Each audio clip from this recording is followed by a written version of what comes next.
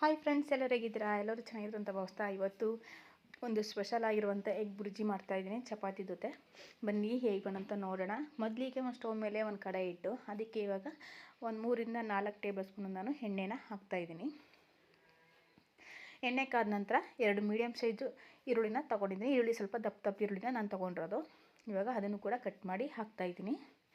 ಈರುಳ್ಳಿನ ಸ್ವಲ್ಪ ಬಾಡಿಸಿ ಎಣ್ಣೆಯಲ್ಲಿ ಇವಾಗ ಇದಕ್ಕೆ ಕಟ್ ಮಾಡಿರೋವಂಥ ಕ್ಯಾಪ್ಸಿಕಮ್ನ ಇದಕ್ಕೆ ಹಾಕ್ತಾಯಿದ್ದೀನಿ. ಕ್ಯಾಪ್ಸಿಕಮ್ ಹಾಕೋದ್ರಿಂದ ತುಂಬಾ ಚೆನ್ನಾಗಿರುತ್ತೆ. ಮಾತ್ರ ನಮ್ಮನೇಂತೂ ಕ್ಯಾಪ್ಸಿಕಮ್ ಅಂದರೆ ಎಲ್ಲರಿಗೂ ಇಷ್ಟ. ಹಾಗಾಗಿ ಇವಾಗ ಕ್ಯಾಪ್ಸಿಕಮನ್ನು ಕೂಡ ಸಣ್ಣ ಸಣ್ಣದಾಗಿ ಕಟ್ ಮಾಡಿ ಇದಕ್ಕೆ ಹಾಕೋಣ.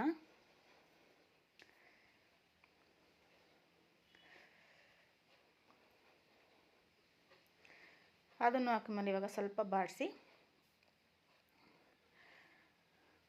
ಚಪಾತಿಗಂತೂ ಇದು ತುಂಬಾ ಚೆನ್ನಾಗಿರುತ್ತೆ ಫ್ರೆಂಡ್ಸ್. ಮಾತ್ರ ಬೇಗನೆ ಮಾಡ್ಕೋಬೋದು. ಇಲ್ಲ ಅಂದರೆ ಒಂದು 10 ರಿಂದ 15 ನಿಮಿಷ ಸಾಕು ಈ ಎಗ್ ಬುರ್ಜಿ ಮಾಡ್ಕೊಳ್ಳೋಕ್ಕೆ. ಮತ್ತು ಸ್ವಲ್ಪ ಕೊತ್ತಂಬರಿ ಸೊಪ್ಪು.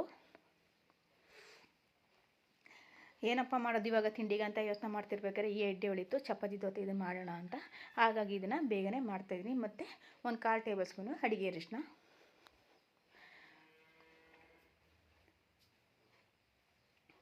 ಮಿಕ್ಸ್ ಮಾಡಿ ಇವಾಗ ಒಂದು 3 ರಿಂದ 4 ಮೊಟ್ಟೆನ ಇದಕ್ಕೆ ಸೇರಿಸ್ತಾ ಇದ್ದೀನಿ.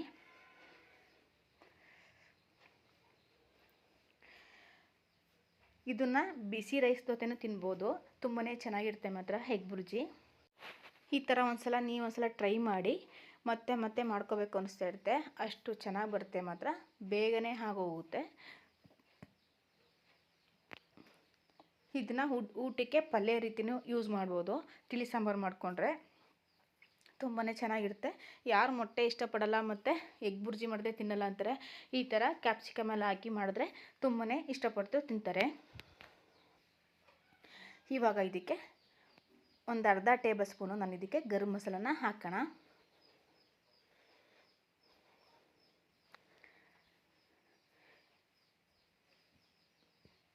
ಮತ್ತು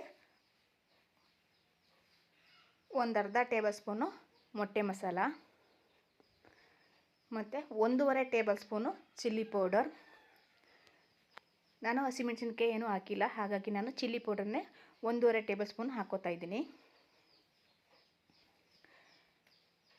ಇವಾಗ ಒಂದು ಅರ್ಧ ಟೇಬಲ್ ಸ್ಪೂನು ಧನಿಯಾ. ಇವಾಗ ರುಚಿಗೆ ತಕ್ಕಷ್ಟು ಉಪ್ಪನ್ನ ಹಾಕೋಣ. ಇವಾಗ ಎಲ್ಲನೂ ಒಂದು ಸಲ ಮಿಕ್ಸ್ ಮಾಡಿ ನೀಟಾಗಿ ಒಂದು 5 ರಿಂದ 10 ನಿಮಿಷ ಚೆನ್ನಾಗಿ ಫ್ರೈ ಮಾಡೋಣ. ಇವಾಗ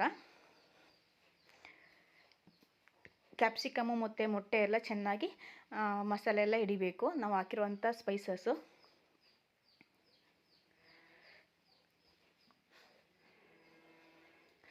ನೋಡಿ, ನಾನು ಶುಂಠಿ ಬೆಳ್ಳುಳ್ಳಿ ಏನು ಕೂಡ ಹಾಕಿಲ್ಲ. ತುಂಬಾ ಚೆನ್ನಾಗಿ ಬರ್ತಾಯಿದೆ. ಮಾತ್ರ ಫ್ಲೇವರ್ ಅಂತೂ ಸಖತ್ತಾಗಿ ಬರುತ್ತೆ. ನಮ್ಮನೇಲಿ ಈ ಥರ ಚಪಾತಿ ಜೊತೆ ಮಾಡಿಕೊಟ್ರೆ ತುಂಬಾ ಇಷ್ಟಪಡ್ತಾರೆ ಎಲ್ಲರೂ. ಅದರಲ್ಲೂ ಚಪಾತಿ ಮೇಲೆ ಹಾಕಿ ರೋಲ್ ಮಾಡಿಕೊಟ್ರೆ ನಮ್ಮ ದೀಕ್ಷೆಗಂತೂ ತುಂಬ ಇಷ್ಟ ಆಗುತ್ತೆ.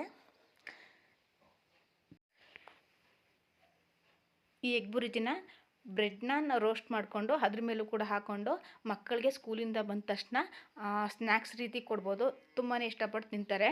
ಹೊರಗಡೆ ಫುಡ್ ಕೊಡ್ಸೋದಕ್ಕಿಂತ ಈ ಥರ ಮನೇಲೇ ಹೆಲ್ತಿಯಾಗಿರುವಂಥ ಪ್ರೋಟೀನ್ ಭರಿತವಾದ ಫುಡ್ಡನ್ನ ಮಾಡಿಕೊಡೋದ್ರಿಂದ ಮಕ್ಕಳಿಗೂ ಕೂಡ ಹೆಲ್ತಿಯಾಗಿರುತ್ತೆ. ಮತ್ತು ನಾವು ಕೂಡ ಇದನ್ನು ತಿನ್ಬೋದು. ತುಂಬಾ ಚೆನ್ನಾಗಿರುತ್ತೆ. ಮಕ್ಕಳು ಕೂಡ ಮತ್ತೆ ಕೇಳ್ತಾರೆ, ಅಮ್ಮ ಈ ಥರ ಮಾಡಿಕೊಡಿ ಅಮ್ಮ ಅಂತ.